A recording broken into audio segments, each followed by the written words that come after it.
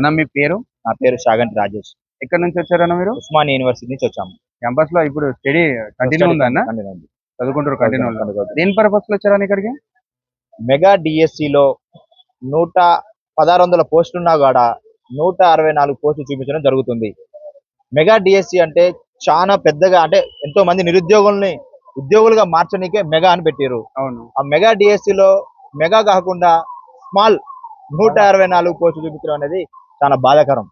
Mega అనేది పెద్దగా చూపించాలి. ఒక 800 పోస్టులు 1600 1600 పోస్టులు చూపిస్తే మెగా అవుతుంది. కానీ ఉత్త 164 180 పోస్టులు చూపించి మెగా అనడం మేము దాన్ని బాధాకరంగా భావిస్తున్నాం. వచ్చేసి 1600 పోస్టులు వేకెన్సీ ఉన్నా కూడా గత ప్రభుత్వం బీఆర్ఎస్ ప్రభుత్వం ఏదైతే ఉందో నోటిఫికేషన్ ఇస్తున్నామని 164 పోస్టులు చూపించింది. ప్రభుత్వం మారిన తర్వాతకి మేము 2-3 సార్లు వచ్చి రిప్రజెంటేషన్ ఇచ్చడం జరిగింది. ఇచ్చిన తర్వాతకి ఒక 16 పోస్టులు పెంచి 180 పోస్టులు మాత్రమే చూపించడం జరుగుతుంది. ఇప్పుడు మొత్తం మీకు ఎన్ని పోస్టులు అలాట్ అయినాయి అనగా? 1600 పోస్టు కాంగ్రెస్ అభయహస్తంలో మేనిఫెస్టో పెట్టింది మొన్న మొన్న 1 మంత్ బ్యాక్. మరి ఇప్పుడు ఎంత వచ్చిందన్న? 180 16 పోస్టులు పెంచి 16 పోస్టులు మాత్రం 164 పోస్టులు మంజూరు చేస్తే ఈ ప్రభుత్వం అదనపు డిఎస్సీ యాడ్ చేస్తుంది.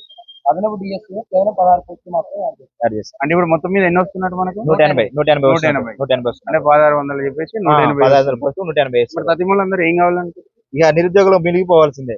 అంటే ఏజ్ అయిపోయినాక పింఛన్ ఇస్తారా? మరి ఎట్లా ఆలోచిస్తుంది గవర్నమెంట్? మరి దాని సొల్యూషన్ చెప్తారా? మరి మేమైతే గవర్నమెంట్ మీద నమ్మకంతోనే ఉంటున్నాం. ఎందుకంటే గత వారం రోజులు నోటిఫికేషన్ చేస్తాం, మార్చి ఫస్ట్ వీక్ లో నోటిఫికేషన్ చేస్తాం అంటున్నారు. అనే దాంట్లో మనకు 180 పోస్టులు చూపిస్తున్నారు. కానీ మేమేందంటే ప్రభుత్వాన్ని దృష్టికి తీసుకుపోతున్నాం. మేము 80,000 మంది నిరుద్యోగులు ఉన్నాం, పీఈటీ పీడీలము. అయినా కూడా 180 పోస్టులు చూపించడం అనేది మాకు జరుగుతున్న అన్యాయాన్ని మేము ప్రభుత్వానికి చెప్పడం కోసమే ప్రజావాణి ఒక ఇంటర్వ్యూ తీసుకుంటుంటే ఆయన 54 ఏళ్ళు, ఇప్పుడు ఆయన ఉద్యోగం కావాలని వస్తుండ్రు. ఇంకొక 3 ఏళ్ళు అయితే పింఛన్ వస్తుంది. ఆ టైంలో ఇప్పుడు ఉద్యోగం ఎట్లా చేస్తారు ఏందని అడిగితే మరి ఏం చేద్దాం ప్రతి ఒక్కరి జీవితం. అంటే ఇప్పుడు అదే అలానే కనిపిస్తుంది. ఎందుకంటే మాక్సిమం 30 ఏళ్ళకి అందరు వచ్చారు. ఇంకో 5-6 ఏళ్ళు అయితే 32 ఏళ్ళు అయితే ఎస్సీ ఎస్టీలో ఏ కులంలో అయితే లేదు, జాబ్ లేదు. ఇంతకుముందు బీఆర్ఎస్ గవర్నమెంట్ అట్లే చేసింది, ఇప్పుడు కాంగ్రెస్ అట్లనే చేస్తుందని చెప్పేసి మీరు చెప్పడం జరుగుతుంది. మరి దీనికి ఒక నాకు కాంగ్రెస్ ని గత ప్రభుత్వం ఏదైతే బీఆర్ఎస్ ఉందో నిరుద్యోగుల్ని పట్టించుకోలే కారణంగానే పోవడం జరిగింది.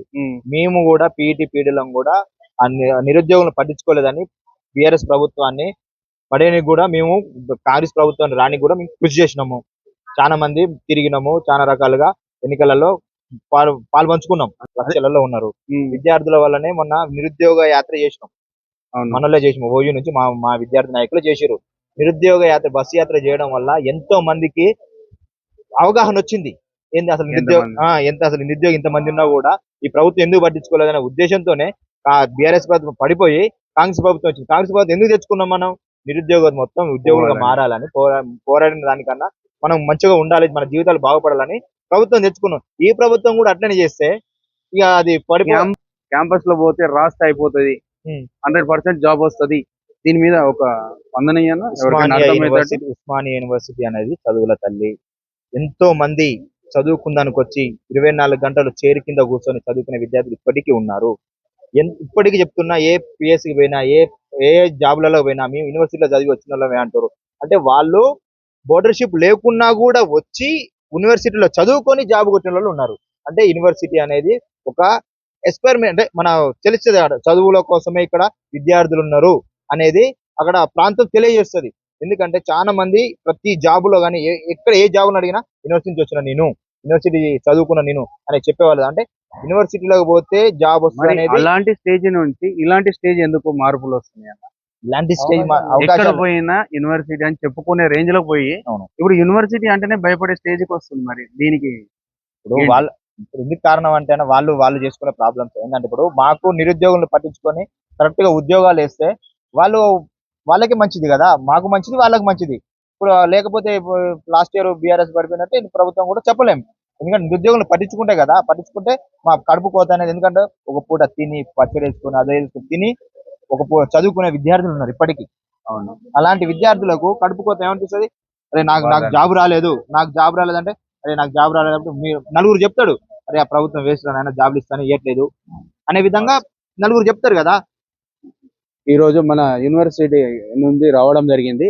మిత్రులందరికీ మరి ఇక్కడ జాబ్ గిట్ట నిరుద్యోగ సమస్య జరుగుతుందని చెప్పడం జరుగుతుంది. ఈ గతంలో బీఆర్ఎస్ ఓడిపోవడానికి కారణము నిరుద్యోగం పరిస్థితి పట్టింది. మరి కాంగ్రెస్ లో కూడా ఇలానే జరిగితే కాంగ్రెస్ గద్దె గిట్ట దింపడానికి రెడీ అంటున్న యూనివర్సిటీ స్టూడెంట్.